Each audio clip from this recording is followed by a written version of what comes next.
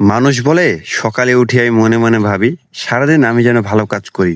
আর আমাদের সকালে ঘুম থেকে উঠে হয় যে কোনো ফসল কাটার। আজকে যেমন করলা কাটার জন্য বালতি এবং একটা নুঙ্গি লেগে গেছিলাম। নুঙ্গিটা হচ্ছে মাথায় দেওয়ার জন্য। যাওয়ার পথে দেখলাম আমার এক দাদা করলা কেটেছে। করলাগুলো হেবি সুন্দর সুন্দর দেশি করলা। এটা হচ্ছে দাদার জমি আর এই হচ্ছে আমার দাদা। সে করলা কাটছিল। আর দেখতে দেখতে চলে আসলাম আমার সেই করলার জমিতে। এটাই আমার করলার জমি। দেখছি আমার ভাই অনেকগুলো করলা কেটে ফেলেছে। করলাগুলো খুব সুন্দর ছিল। আমাদের এটা দুর্বার করলা ছিল।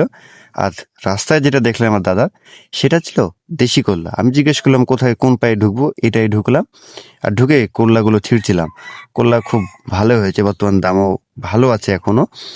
আর আরেকটা বিষয়, যখন কৃষকের ফসলের দাম থাকে তখন কৃষকের মনে একটু অন্যরকম আনন্দ কাজ করে। আর যখন দাম কম থাকে তখন কষ্ট লাগে, কারণ সেখানে কীটনাশকের দাম এবং লেবার, বিষ এগুলো কিছুরই দাম হয় না। করলাগুলো দেখছেন কি চমৎকার করলা, মানে দেখে মনে হচ্ছে কাঁচাই খেলি।